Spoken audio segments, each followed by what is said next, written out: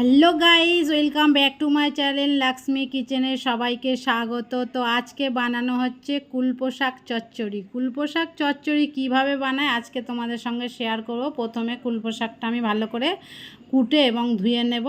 বন্ধুরা দেখো, আমি এখানে কুলপো শাকটা কেটে নিচ্ছি।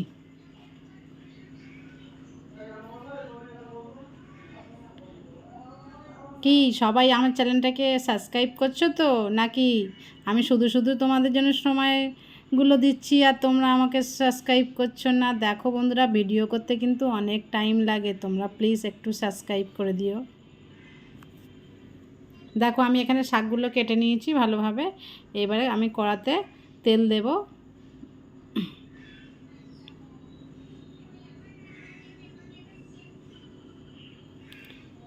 শাকটা আমি এক বান্ডেলই নিয়েছি, আর এখানে আমি 50 গ্রাম মতো তেল দিয়ে দিচ্ছি। তেল দেওয়ার পরে তেলটাকে প্রথমে গরম করে নিতে হবে। নিয়ে এর মধ্যে পেঁয়াজ কুচি দিয়ে দেব। একটা বড় সাইজের পেঁয়াজ কুচি এর মধ্যে দিয়ে দিলাম।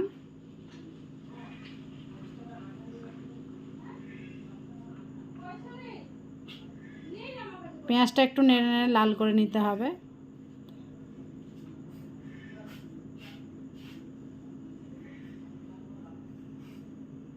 এখানে শাকগুলো ভালোভাবে আমি ভিজিয়ে রেখেছি, এবার ধুয়ে নেব। শাকগুলোকে সুন্দরভাবে ধুলে বালি কিচকিচ করবে না। এখানে চুবড়ির মধ্যে দিয়ে দেবো যাতে জলটা ঝরে যায়।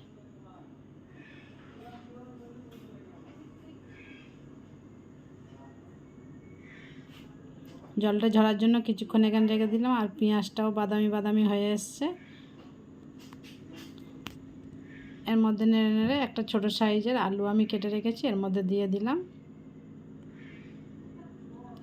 এর মধ্যে আলুটা দিয়ে একটু নেড়ে নেড়ে আলুটাও লাল করে নিতে হবে কিংবা ভেজে নিতে হবে। একই সঙ্গে গ্যাসটাকে লো ফ্লেমে করে লাল লাল মতো করে নিতে হবে। এখানে আমি কটা লঙ্কা নিয়ে মেশিনে কুচি কুচি করে নেব। 4-5টা লঙ্কা নিয়ে নিয়েছি, মেশিনে কুচি কুচি করে নেব। প্রথমে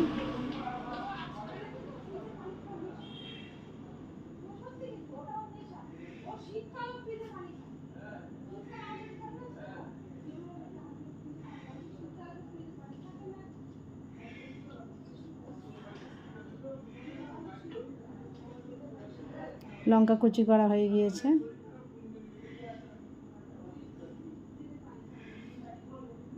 লঙ্কাগুলোকে এর মধ্যে দিয়ে দেব।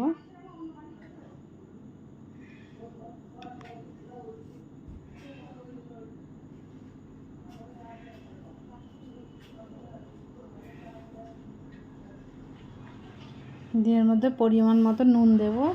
আমি হাফ চামচের মতো নুন দিয়ে দিলাম। দেওয়ার পরে এর মধ্যে আমি হলুদ অ্যাড করব। হাফ চামচেরও কম হলুদ দিলাম।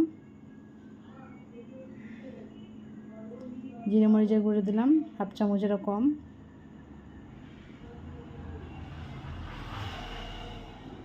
আদা রসুনের পেস্ট দিলাম 1 চামচ মতো।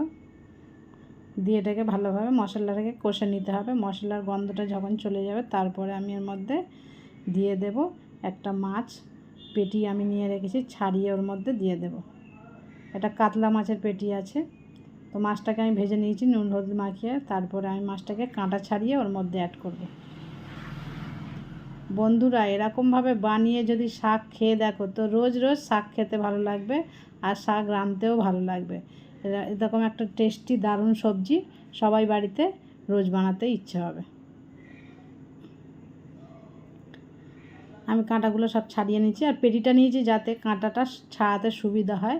আর পেটিতে বেশি কাঁটা থাকে না, সেই জন্য পেটিটাই আমি বেছে নিয়েছি। চলো মাছগুলোর মধ্যে দিয়ে দেওয়া যাক। মাছগুলোর মধ্যে দিয়ে দিলাম। নিয়ে এদের ভালো করে নেড়ে চেড়ে নেব।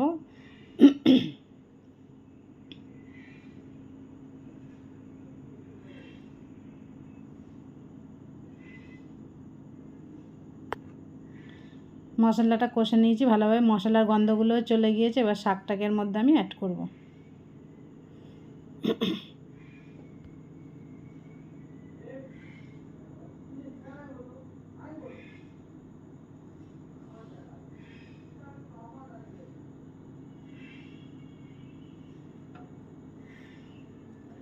এভাবে অনেকক্ষণ নেড়ে নিলাম। এরপরে এর মধ্যে একটু জল দিয়ে দেব।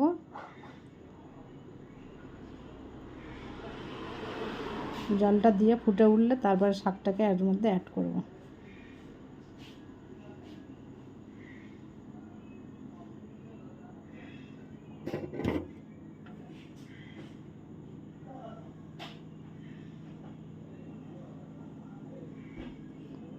জলটা ফুটে উঠেছে, এর মধ্যে আমি শাকটাকে অ্যাড করে দিলাম।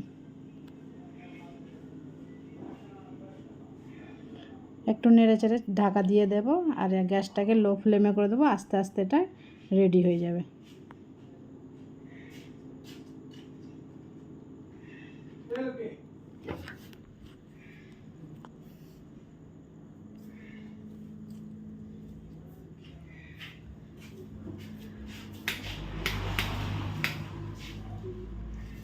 ঢাকা দিয়ে দিলাম।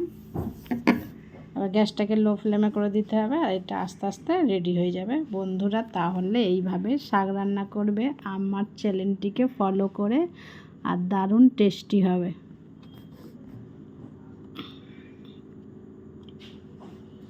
ভিডিওটি প্রচুর শেয়ার করবে বন্ধুদের সঙ্গে, আর এটা ট্রাই করেও বাড়িতে দেখবে।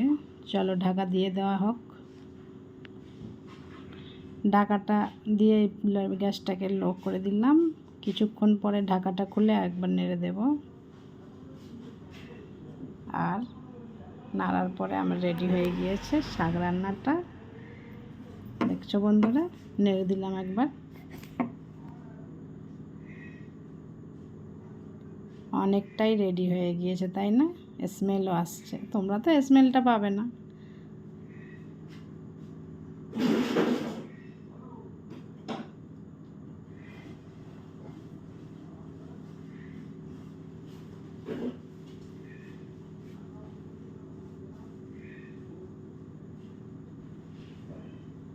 এরমভাবে আলুটা একটু ঘেঁটে ঘেঁটে দিলে ওটা টেস্টি হয়, আর একটু মাখো মাখো হয়। সেই জন্য আলুটার মধ্যে আমি ঘেঁটে দিলাম।